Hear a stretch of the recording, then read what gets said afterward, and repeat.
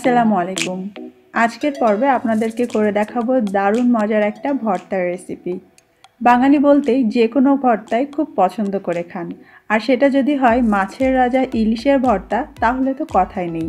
চলুন তাহলে আজকে আর কথা না বাড়িয়ে ঝটপট এই মজাদার ইলিশের ঝাল ঝাল ভর্তাটা তৈরি করে ফেলা যাক।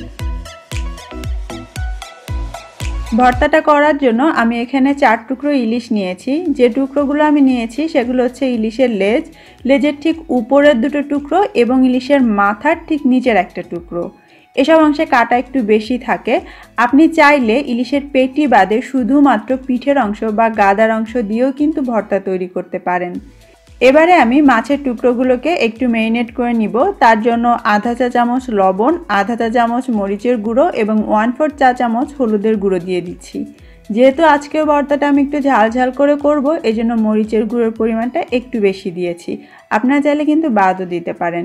এবারে সব কিছু দিয়ে মাছের টুকরোগুলোকে ভালো করে মেখে রেখে দেব মিনিট 10। এতে করে মশলাগুলো খুব ভালোভাবে ঢুকতে পারবে।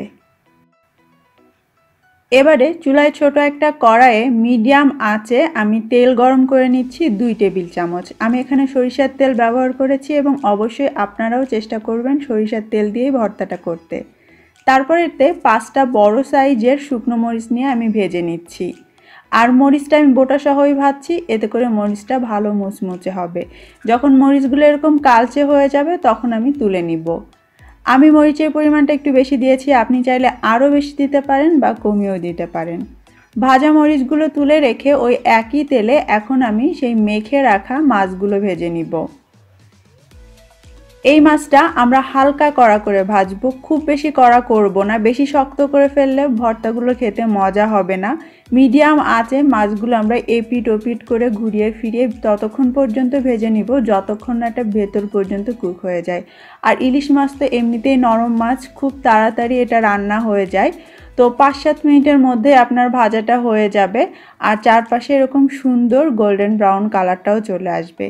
যখন আপনি বুঝবেন যে আপনার মাছটা পুরোপুরি ভাজা হয়ে গিয়েছে, তখন তেল থেকে এগুলোকে তুলে একটা প্লেটে নিয়ে নিতে হবে। তারপরে এখন যে কাজটা করতে হবে সেটা হচ্ছে মাছ বাছতে হবে। আর এই ভর্তা তৈরিতে এটাই একটু সময় সাপেক্ষ, কারণ ইলিশের পিঠের অংশ বা লেজের অংশের দিকের কাঁটাগুলো অনেক ছোট ছোট থাকে, তো এগুলো বাছতে একটু সময় লাগে। আপনার পক্ষে যতদূর সম্ভব হয় এই ছোট ছোট কাঁটাগুলো একটু বের করে ফেলে দিতে পারেন। তবে কিছু কাঁটা থাকে একদম গুঁড়ো ধরনের, ওগুলো খুব একটা শক্ত হয় না, আপনি চাইলে ওগুলো না বাছলেও পারেন। তো আমি সবগুলো মাছ এইভাবে আস্তে আস্তে বেছে নিচ্ছি। এবারে ভর্তাটা মেখে নেওয়ার পালা। প্রথমে একটা প্লেটে আমি সেই ভেজে রাখা শুকনো মরিচগুলো নিয়ে নিলাম, সাথে দিয়ে দিচ্ছি স্বাদ মতো লবণ, আধা চা চামচ থেকে একটুখানি বেশি দিয়েছি। তারপরে এই মরিচের বোটাগুলো ফেলে দিয়ে লবণের সঙ্গে ডলে খুব ভালো করে গুঁড়ো করে নিব। যত ভালো করে গুঁড়ো করবেন ভর্তার সঙ্গে মিশে যাবে আর ঝালটাও খুব ভালোভাবে ছড়াবে। মরিচটা গুঁড়ো করা হয়ে গিয়েছে। এবার আমরা এর মধ্যে দিয়ে দিচ্ছি পেঁয়াজ কুচি। আমি এখানে বড় সাইজের একটা পেঁয়াজ কুচি করে নিয়েছি, ছোট ছোট করে কুচি করলে ভালো হয়। তারপর এর মধ্যে মাছ আমরা ভেজেছিলাম যে তেলের মধ্যে, সেই তেলটা দিয়ে দিচ্ছি পুরোটাই। ভালো করে চটকে মেখে নিব এবার।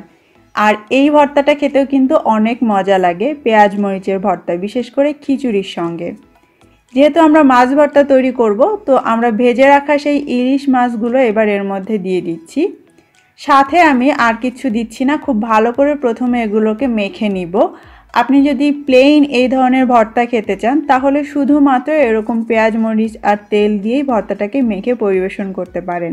তবে আজকে আমি মাওয়া ঘাটে যেভাবে ইলিশের ভর্তা করা হয় সেভাবে এর মধ্যে লেবু আর ধনেপাতা কুচিও দিব। তবে আপনারা যদি পছন্দ না করেন তাহলে এটা বাদ দিতে পারেন। আবারও সব কিছু আলতো করে একসঙ্গে মেখে নিচ্ছি। যদি প্রয়োজন হয় তাহলে আপনারা এর মধ্যে আরও একটু সরিষার তেল ব্যবহার করতে পারেন।